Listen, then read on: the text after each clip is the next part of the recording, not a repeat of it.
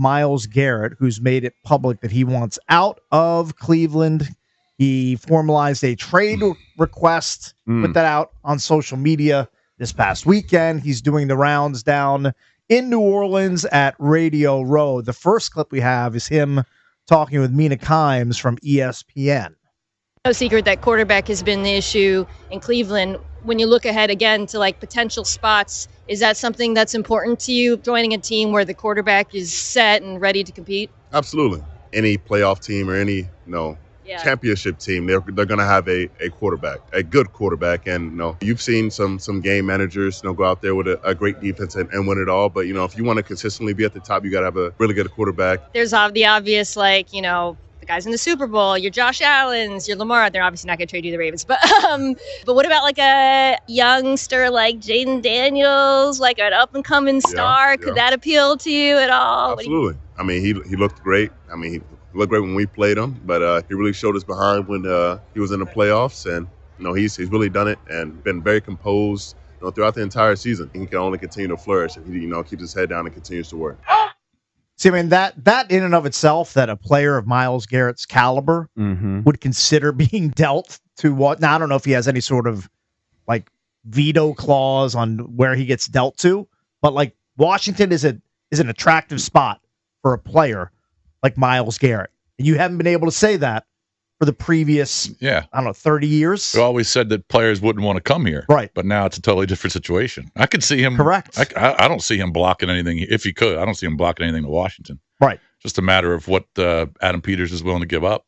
Certainly. There's a little, mock draft here on CBSSports.com where the Commanders get Myles Garrett and they get a 5th-round pick from Cleveland, and Washington gives up the first rounder this year, the second rounder this year, and a conditional 3rd rounder next year. Oh, that sounds like compensation, but I think I also saw one where you trade 2 first-round picks this year's and next year's, and they're on paying for them. Okay.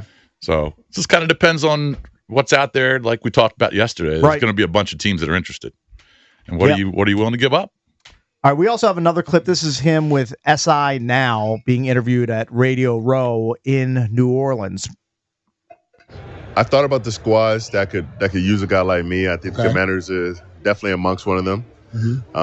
I think they need a pass rusher. I think that's something that they dearly miss down there in the playoffs and some of the big games. And I feel like I can fill that role, but that's a role that multiple teams need. And I feel like not only a pass rusher, but I think I'm the best defensive player in the game, and 100%. I feel like that's invaluable in itself. Wow, he sounds kind of young, doesn't he? He is young. young. 29, right? But he sounds like 29? a kid. He really does, for being a big, kind of intimidating guy. Yeah. He's obviously very well spoken. I don't know. I love the guy.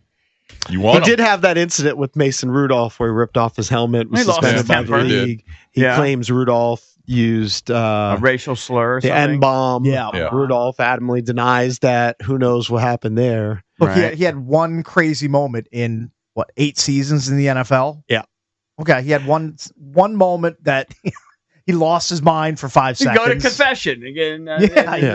What I confess his sins. What I took away from both the interviews is he'd be fine with coming to Washington. I don't know that he's gung-ho on coming to Washington. He just wants to go to any contender. He just wants out of Cleveland. Yeah. That's the biggest takeaway. But he wants out of Cleveland to a contender. Yeah, he wants to compete for Super Bowls. He doesn't want to go to Tennessee. He doesn't want to be on a team that's going to win 4 or 5 games. He doesn't want to go to the Giants. Season.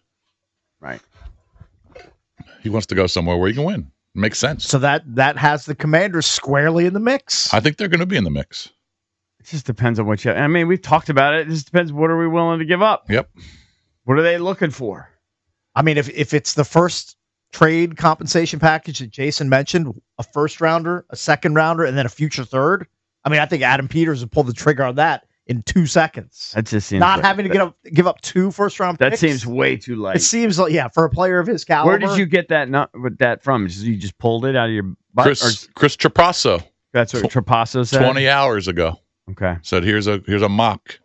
Mm-hmm. He says Garrett wants to go to a serious contender. Of course he does. He should want to.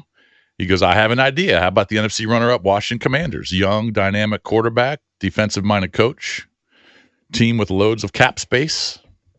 And he goes, here are the trade parameters. Commanders get Myles Garrett and a 5th rounder. Browns get this year's 1st rounder, number 29 overall. It's 2nd rounder, number 61, and a conditional 2026 3rd rounder. We are running the risk of having some crazy expectations next season. Because already we're going to be so excited. Yeah. Year 2 of Jayden and see what they can come up with. They're bringing Cliff and most of the offensive staff back, etc. Then if you add a guy, if they were able to, like a Myles Garrett, and then to go out and get another receiver, either through the draft or through free agency, build the offensive line up some more. People are gonna go nutty with their predictions. I mean, I've already said that my prediction is going to start with a 1. Yeah. I haven't even seen the schedule yet. I've seen the opponents, but I haven't seen the schedule. Yeah. My pick will start with a 1. Yeah. I'm not sure if it's a 0 after that. I think a lot of people will.